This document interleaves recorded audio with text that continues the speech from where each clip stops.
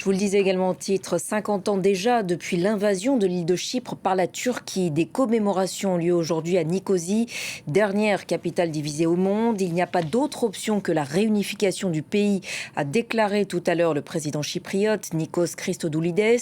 De son côté, le président turc Recep Tayyip Erdogan, en visite d'ailleurs dans la partie nord occupée de l'île, refuse de reprendre les négociations sous l'égide des Nations Unies. On va rejoindre à Athènes notre correspondante Alexia Kefalas. Bonjour Alexia, aujourd'hui 50 ans déjà que Chypre est divisée en deux. Le Premier ministre grec est d'un côté de l'île, le président turc de l'autre et évidemment aucune rencontre n'est prévue. Oui, parce qu'en fait, Recep Tayyip Erdogan, le président turc, est d'un côté de Nicosie, donc de la partie occupée, Nicosie, dernière capitale divisée au monde, et puis le Premier ministre grec est à Nicosie aussi, mais donc de l'autre côté. Et donc chacun, en fait, ils sont séparés par un mur, un long mur de barbelés d'1,5 km. Hors de question qu'ils se croisent, d'abord parce qu'il y a la canicule, est très présente comme en Grèce, et puis aussi parce qu'il y a ce fameux mur. Alors depuis quand existe ce fameux mur? Depuis 50 ans, vous l'avez dit, c'était le 20 juillet 1974.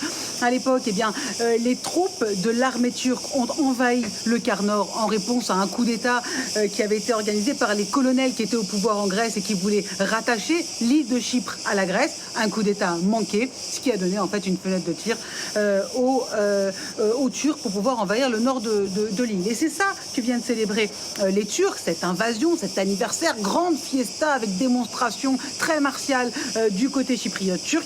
Et de l'autre, le Premier ministre grec vient soutenir, commémorer ce triste anniversaire. Rappelons que ce jour-là, il y a eu près de 3000 morts, il y a eu 150 000 déportés du nord au sud des Chypriotes grecs donc, qui ont dû être transférés.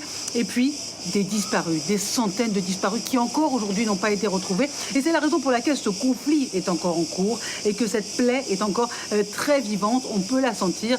Et puis évidemment, même pour les jeunes générations, se réveiller tous les matins dans une capitale séparée par un mur, ce n'est pas évident pour eux. Leurs rêves ont été coupés. Rappelons qu'aujourd'hui, en 2004, il y a toujours 30 000 soldats turcs qui résident dans le quart nord de l'île. Forcément, c'est menaçant.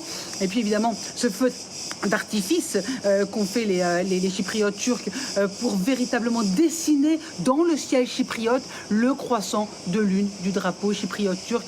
Une manière de montrer les dents, tout simplement, de montrer peut-être que cette partie leur appartient parce que ce que veulent les Chypriotes turcs, c'est une reconnaissance internationale, ce dont ils ne disposent pas à l'heure actuelle.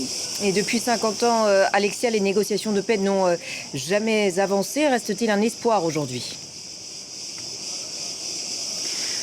Alors c'est assez paradoxal parce que malgré les déclarations assez difficiles du président turc Erdogan aujourd'hui qui explique qu'une réunification n'est pas possible, on voit quand même que ça pourrait avancer et là c'est place à la diplomatie. Pourquoi? Parce que certes ça a été gelé depuis plusieurs années, mais on sent que le discours a changé.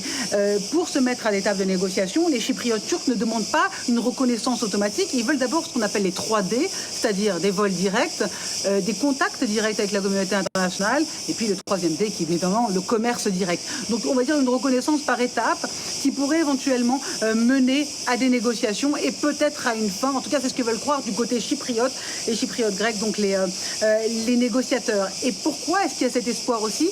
Parce que pour la première fois, c'est un fait très rare, l'envoyé spécial des Nations Unies, Marie-Angela Holguin, qui devait être à Chypre pendant 3 mois pour faire des approches au niveau des contacts, il est resté plus de 6 mois avec la tolérance des Chypriotes turcs.